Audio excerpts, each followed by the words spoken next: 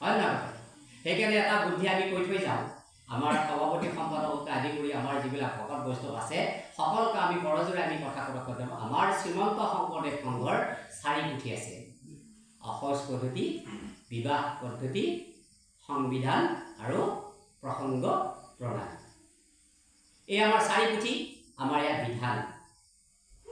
বিধিৰ বিধান বিধি মানে ব্ৰহ্মা বিধান মানে কৃষ্ণ বিধিৰ বিধান মানে এই বেদৰ পৰা নি পেলাই উপনিষদক আদি কৰি যিমান শাস্ত্ৰ আছে আমাৰ হিন্দু শাস্ত্ৰ বুলিয়ে নহয় সমস্ত শাস্ত্ৰ মুঠি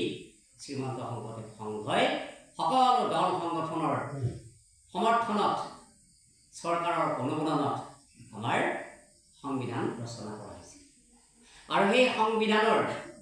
পক্ষপাতী হৈ থকা সকলোৱে কৃষ্ণ সংবিধানৰ পক্ষপাতী হৈ থাকিলে আমাৰ কেতিয়াও অপায় মংগল নহয় যদি কোনোবা সভাপতি সম্পাদক বিষয়ববীয়াৰ পক্ষপাতী হৈ থাকে জানিব সংগঠন শেষ হৈ যাব সংগঠনটো কেতিয়াও আমি জীয়াই ৰাখিব নোৱাৰো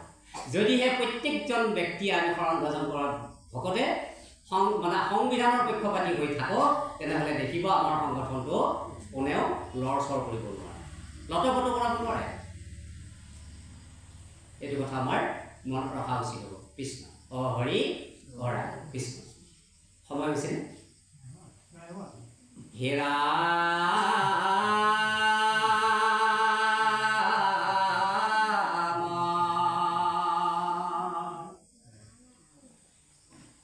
খেৰে কথা কিবে আৰু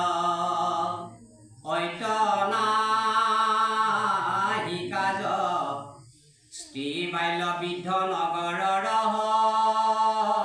কবাজ দাৰ তথা পোক হবে অপেক্ষী আমাক যাও প্ৰভাষক সৰাও হেনবা বিপাক বিধিবতে তীৰ্থত সংবংশে কৰা স্নান দেৱ দ্বিজ পিতৃক অৰ্পিয়াদি